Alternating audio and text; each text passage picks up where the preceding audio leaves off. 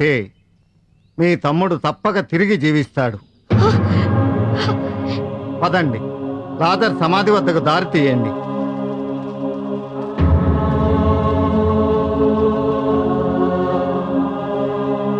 ఆ రాయిని తొలగించండి. సమాధి చేసి 4 రోజులైంది. దుర్వాసన కొడుతుంది ప్రభు. దైవానుగ్రహానికి వాసన, రంగు, రుచి ఉండవు మార్తమ్మ. వెళ్ళండి.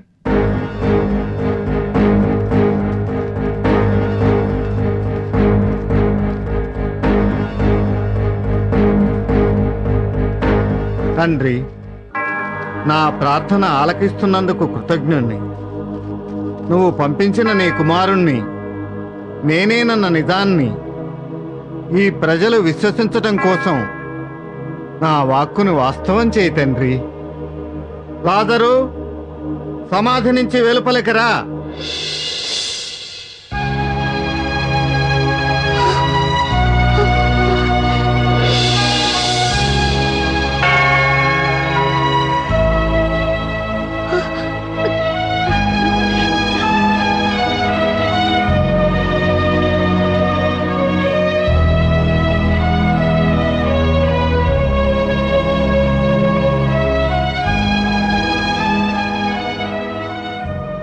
లాజర్, నీ కారణంగా దేవుని పట్ల, ఈ దైవ కుమారుని పట్ల ప్రజల విశ్వాసం పెరుగుతుంది. మీరు చూపించిన ఈ కరుణ కనీ విని ఎరుగనిది ప్రభు.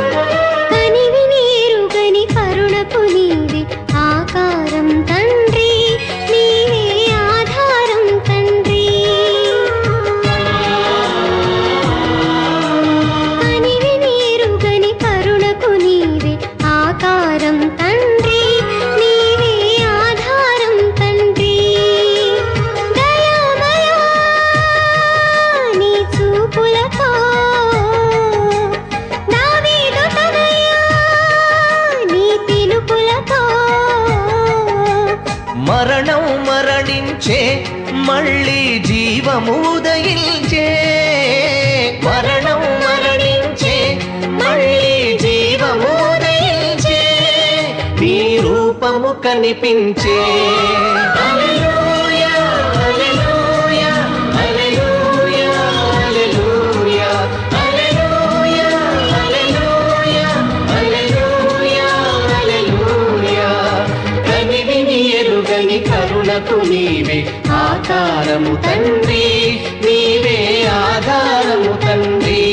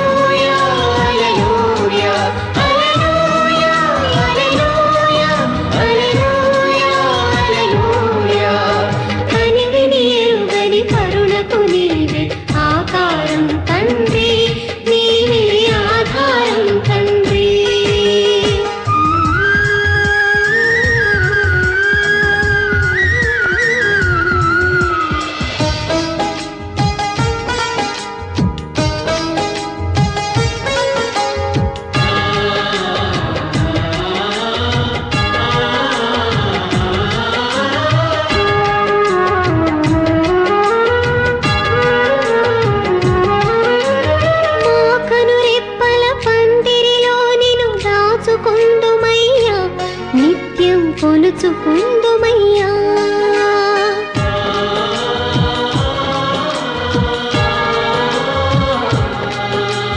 మా శుద్ధాత్మలు నివాసీలుగా నీదు కాళ్ళ కింద ప్రేమగా పరచినాము ప్రభువా.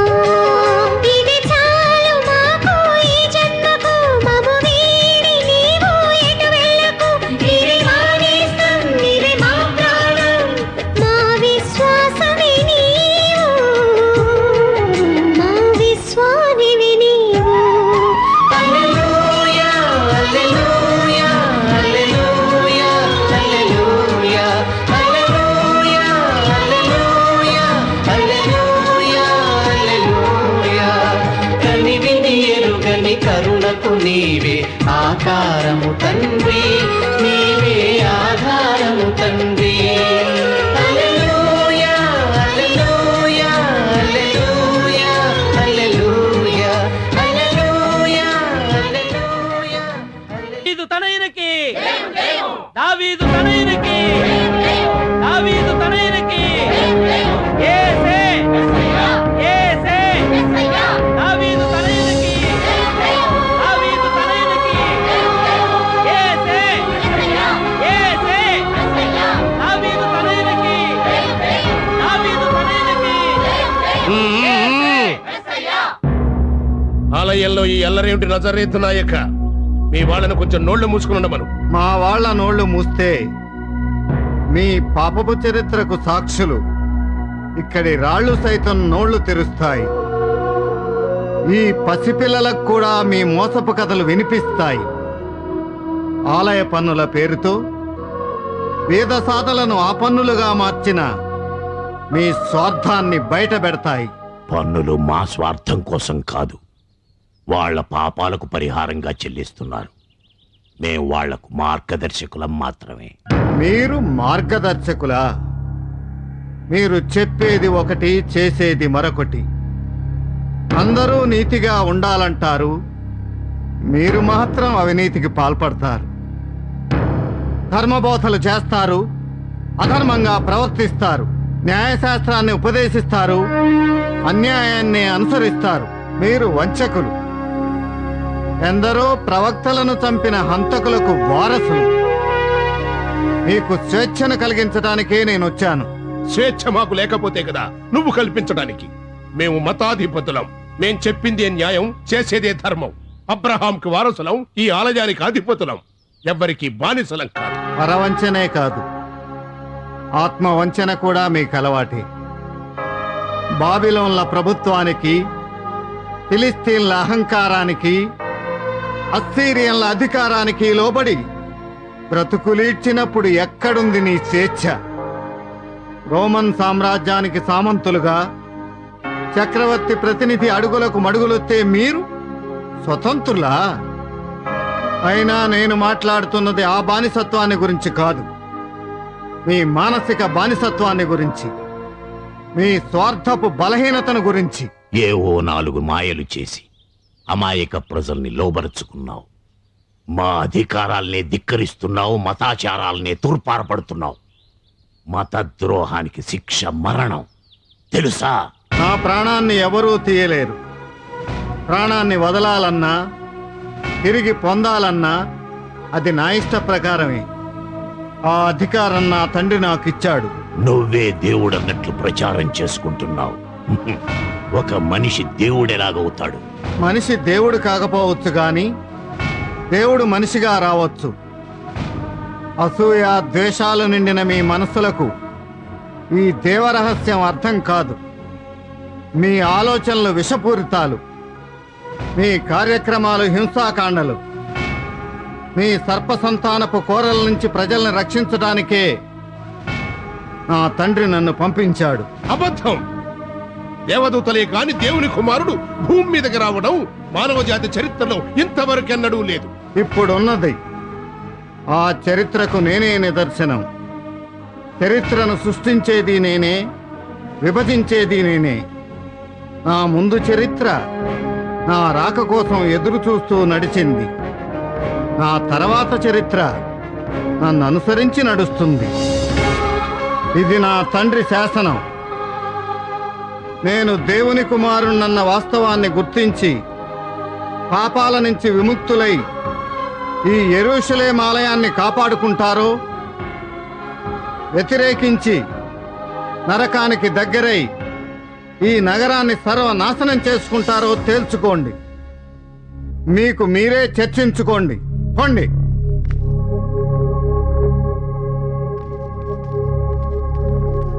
ఈ మతాధికారులు దుష్టులు ఏ అపరాధం తలపెడతారో ఏమో ప్రభు. తలపెడతారు. ఎంతటి దుర్మార్గానికైనా తలపడతారు. చివరికి గెలిచేది మంచే అయినా చెడుకు కూడా అప్పుడప్పుడు అవకాశం వస్తూ ఉంటుంది. అలాంటి దుష్టులకు అవకాశం వచ్చినప్పుడు జయం జయం అనే నినాదాలను సిలువ సిలువ అనే అరుపులుగా మారుస్తారు. జెండాలుగా ఎత్తిన ఈత కొమ్మల్నే వరుసలుగా చెక్కుతారు. మతసభ సభ్యులందరికీ వందనాలు. ఇప్పుడు మన ముందు ఒక సమస్య వచ్చి పడింది.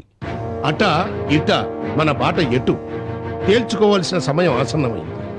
ఆ యేసుని దైవకుమారుడుగా అంగీకరించుటయా, లేక ఆ ద్రోహిని బంధించి శిక్షించుటయా? ద్రోహి అంటున్నారు?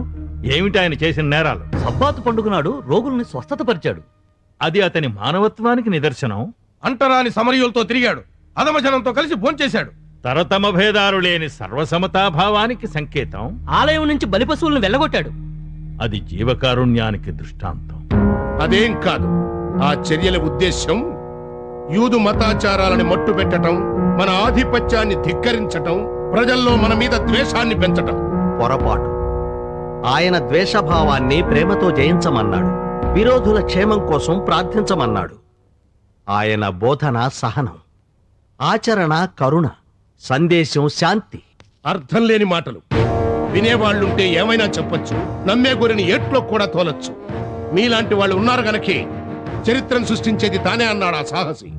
సాహసం కాదు, సత్యం. చరిత్రను ఎప్పుడూ అలాంటి మహానుభావులే సృష్టిస్తారు.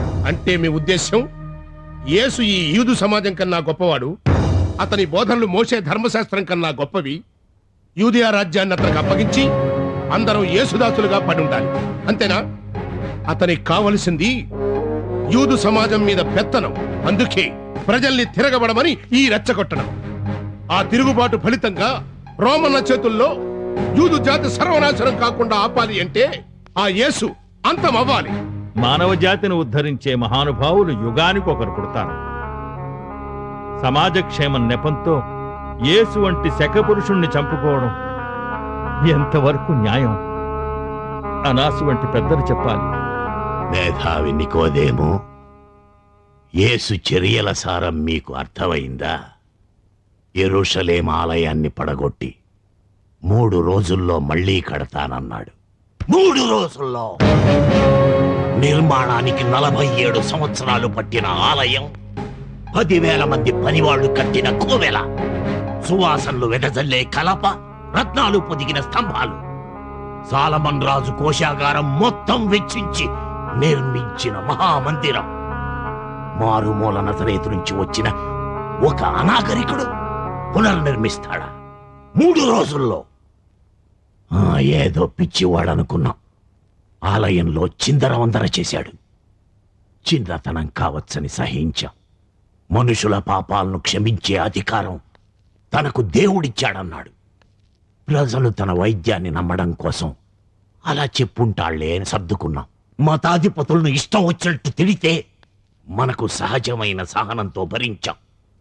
చివరకు తానే దేవకుమారుణ్ణి దేవుడితో సమానం అన్నాడు. అది ప్రజల విశ్వాసానికి విరుద్ధమైన ప్రకటన. అంతటితో ఆగాడా? మతద్రోహం, దైవద్రోహంతో పాటు రాజద్రోహానికి కూడా పాల్పడ్డాడు. పన్నులు కట్టవద్దని, ప్రభుత్వాన్ని లెక్క పెట్టవద్దని బోధించి జనంలో తిరుగుబాటును రెచ్చగొడుతున్నాడు.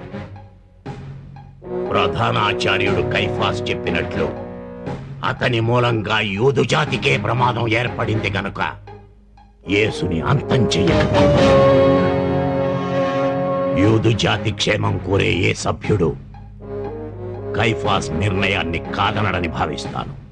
కైఫాస్ నిర్ణయమే మా నిర్ణయం. అవును, కైఫాస్ నిర్ణయమే మా నిర్ణయం.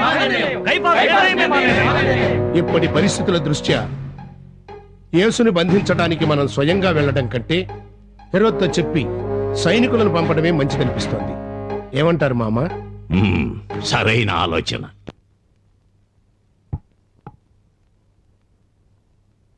ప్రభుకి ఆతిథ్యం ఇచ్చే అవకాశం ఇన్నాళ్లకు లభించింది.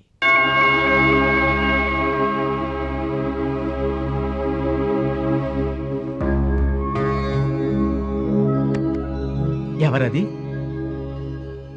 మాగ్దలినా మరియమ్మ? ఆ వేసి ఇక్కడికి రాకూడదు. ఆమె ఎందుకు వచ్చినట్టు?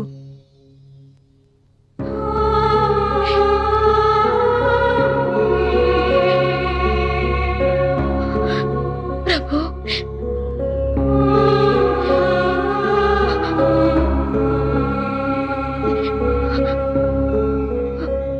ప్రభు ఆమెను ఎందుకు దగ్గరికి రానిచ్చాడు? అంత పాపాత్మురాలు కూడా క్షమాపణ ఉంటుందా? సందేహించకు సీమోను. ఎంతటి పాపమైనా పశ్చాత్తాపంతో భస్మం అవుతుంది, కన్నీళ్లలో కరిగిపోతుంది.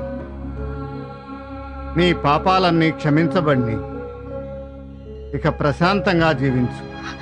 ఈ ఒక్క మాటతో నా మనసును నిర్మలాకాశంగా మార్చావు. నా కళ్ళకు 1000 చుక్కల వెలుగునిచ్చావు ప్రభు. ఏ సేవతో నీ కరుణను కలకాలం నా గుండెల్లో దాచుకోగలను ప్రభు.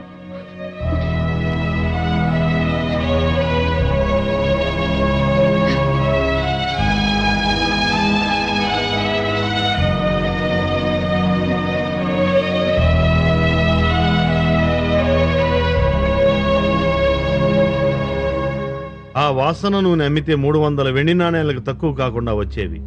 ఎందరికో ఉపయోగపడేవి. వ్యర్థం చేసింది. వ్యర్థం చేయలేదు. ధనం పట్ల వ్యామోహం కారణంగా నీకర్థం కాలేదు. పరిమళ ద్రవ్యాన్ని నా ఒంటికి పూసి ఈమె నన్ను సమాధికి సిద్ధం చేసింది. ఈ ప్రపంచంలో ఎక్కడెక్కడ నా బోధలు వినపడతాయో అక్కడక్కడ ఈమె చర్య కీర్తింపబడుతుంది.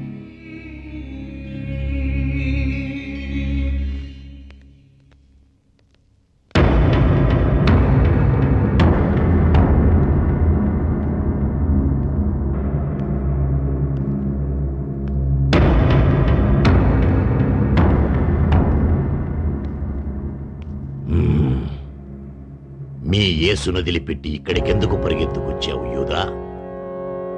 ఇన్నాళ్ళు యేసే యూదుల రాజని విశ్వసించాను. కాదని ఇప్పుడు తేలిపోయింది. ఆ సంగతి మాకు తెలుసు. అందుకే ఆ మోసగాన్ని పట్టుకోవాలని చూస్తున్నాం. యేసు నేను పట్టిస్తాను. అందుకు బహుమతి ఎంత ఇస్తారో చెప్పండి. 30 వెండి నాణేలు. 33 ఇవ్వండి.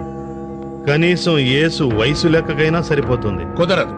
ఒక బానిస విలువ 30 నాణాలకు మించి ఉండకూడదు. యూదా, యేసును బంధించే ప్రయత్నంలో ఉన్న రోమన్ సైనికులకు సహకరించు.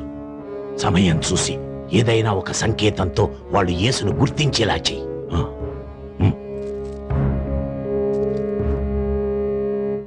అందరూ కూర్చోండి.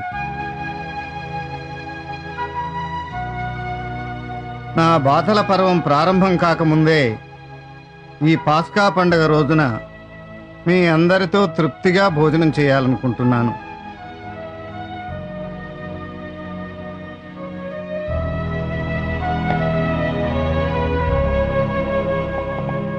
ప్రభు, నేను చేసే పని అంతరార్థం మీకు తర్వాత బోధపడుతుంది.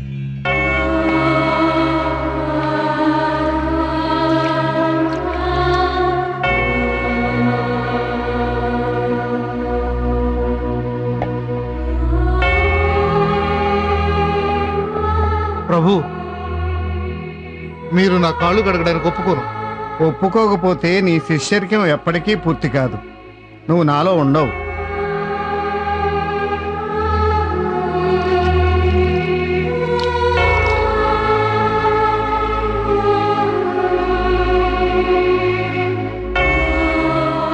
ఇప్పుడు నేను మీ కాళ్ళు కడిగినట్లే మీరు కూడా ఒకరి కాళ్ళు మరొకరు కడగాలి.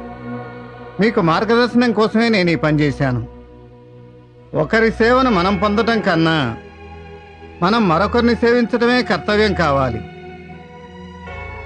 నన్ను పంపించిన తర్వాత కూడా ఈ ఆదర్శమే మీ జీవితాలకు దిక్సూచి కావాలి. మిమ్మల్ని పంపించడం ఏమిటి ప్రభు? మీలో ఒకరు ఈ మనుష్య కుమారుడికి ద్రోహం చేస్తారు, నన్ను వ్యతిరేకులకు అప్పగిస్తారు. ఎవరు ప్రభు ఆ ద్రోహి? నేనా? నేనా ప్రభు? నేనా ప్రభు? నా చేతి రొట్టె ముక్క తీసుకునేవాడే. ఆ ద్రోహి ఎవరో ఇప్పుడు నాకు తెలుసు. నేను పట్టుబడ్డప్పుడు మీకు తెలుస్తుంది. ఎవరో తెలిస్తే ఆ ద్రోహం నుంచి తప్పించుకోవచ్చు కదా ప్రభు. అలా తప్పించుకుంటే దైవ నిర్దేశాన్ని తప్పించినట్లవుతుంది. ఆ ద్రోహిని నేనా ప్రభు? నువ్వే అంటున్నావు. వెళ్ళి త్వరగా ఆ పని పూర్తి చెయ్యి.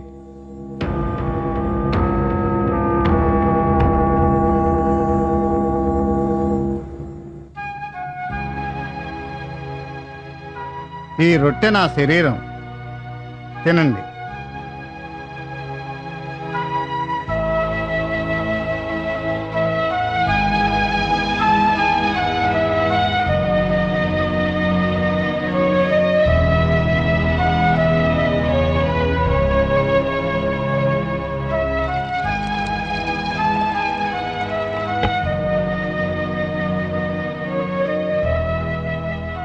ఈ ద్రాక్షరసం లోకుల పాపాల పరిహారం కోసం చిందించే నా రక్తం. అందరూ తాగండి.